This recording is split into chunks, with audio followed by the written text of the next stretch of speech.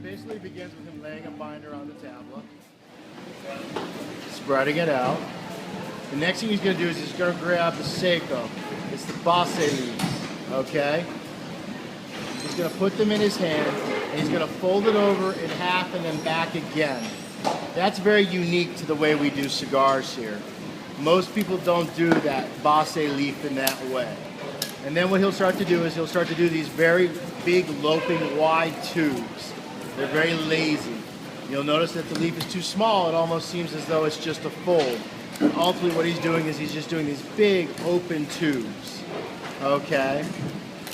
And then at that point, he's then going to start to break off. In this case, he broke off the tips first, and then he's going to start to break off the butt once he gets this last bit of Ligero in there. And you can see that Ligero, it's pretty ragged looking. It's pretty rough.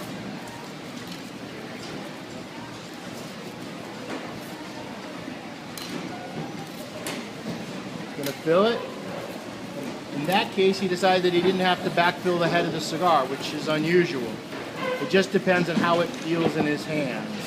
But the key components to this estrujado method is the way he starts off doing these first two leaves. Okay, because he's actually creating a base. Now, if somebody like Pepin tears one of our cigars apart, he says, "Steve, you're doing a good job because you're doing a cigar that has two binders." But we don't really have two binders. What we're doing is we're using one of our Sakos as a base leaf on which the filler leaf is built. But when you physically tear it apart, that action right there that he did, leaf in his hand, folding it in half, then folding it back in half again, that's what provides that excellent combustibility issue. And then doing this lazy tubing that he's doing, rather than a really tight tube, is what also helps you get a better draw and a better burn. Because in a traditional methodology, let me just use this, he would never do the base leaf. He would just, right from day one, just start taking this leaf and just folding it accordion style. This would be a more traditional estrujado kind of style, where the leaf ends up kind of in a zigzag like that. So he would lay the binder down, and then he would just start taking the leaves and accordion folding them like this, and he would end up making his entire thing. And then the bunch would get laid down a little sloppy and a little looser, but it doesn't have that extra initial cocoon around the cigar, because when you start off doing it like this and folding this over and folding this back, and now almost kind of provides a little nice bit of an envelope for him then to lay those lazy tubes in. It allows you to make a much firmer cigar as a result of that. It also allows better combustion. The other thing too about the estrujado method, when you do this, you get better tobacco to tobacco conductivity, connection, not convection, conduction, yes, because it's really connected to one another. So ultimately, using a typical estrujado type of fold will get a better burning cigar as compared to an entubado, where I would take this leaf and I would really roll these really little tight tubes. This would be more traditional for entubado, like this. And this tube isn't actually tight enough. Okay, it would actually be a little tighter than this. The advantage of doing this is you're creating natural air channels through the cigar. But the downside of this is when you have these 4 or 5 separate tubes, the leaves don't have the same face-to-face contact as in the Estorado method. Okay, so what will end up happening is you'll get one tobacco that'll burn a lot quicker, or another tobacco will burn a lot slower. And you'll get a lot more tunneling, and you'll get a lot more spiking. Those nail spikes, the coning, very common trait of doing entubado. Okay, so really what we're doing here is we're taking the two techniques and we're kind of combining them. By doing those lazy tubes that are really super big and flat like this, we're still getting the tubing effect, okay, which helps with our air channels, but we're also getting a lot more surface-to-surface contact on the tobacco, which allows you to get a better burn.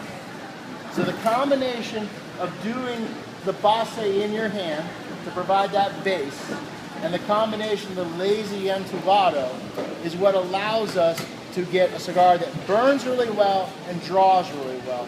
And then third element that we do is the backfilling. The backfilling is critical as far as I'm concerned, where you actually take the cigar and you're breaking off the butts, you're breaking off the tips, you're feeding them into spots in the cigar where you feel the softness by the pressure in your palm. But you really can't do a good job of backfilling if you don't do that base leaf to begin with. Because that base leaf that you set up, particularly when you're doing the two, instead of just the one, and you see they end up getting stacked like this a little bit off-center of one another, it then really gives you some meat in your hands where you have a basis to actually feel that compression because you got that taco thing going on. So that's so critical, and that is what makes the style of how we bunch cigars here at Drew Estate different than the two common. We usually use two binders, but you know, if we got a binder that's this big, we'll go with one. I'll do both just so you guys can see.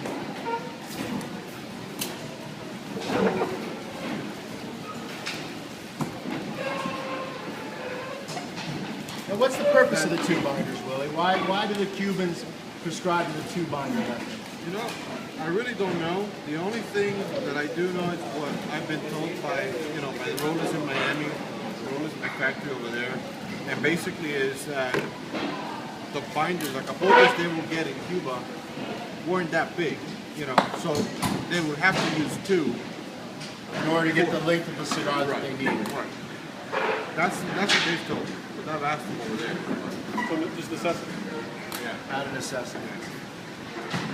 Now, when you do this two binder method, I've normally seen it at a much greater angle. In other words, I normally see this binder a little bit more cocked out.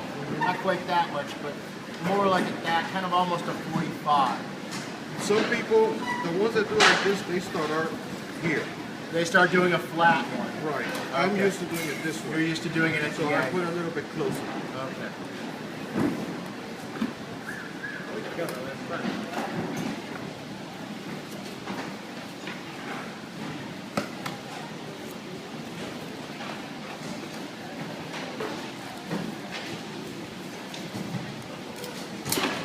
Now, when you load the tips into the cigar, do you personally think it's better to load tips forward or tips backwards? Do you have? I like them forward only because the tip is going to be where the strongest part is.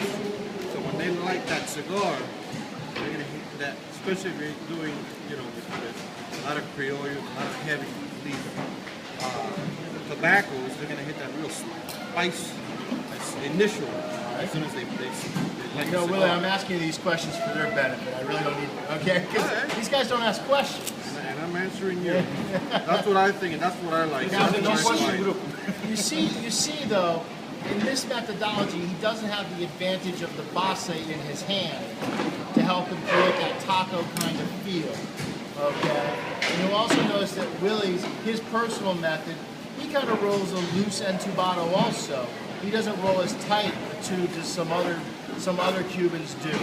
So it all depends a little bit on your individual personality as to how tight you do or don't roll those tubes.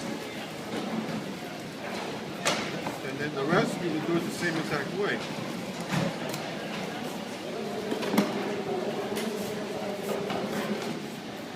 As just without the base. So how do you know which end is the head and which end of that thing's the foot? That's how I set it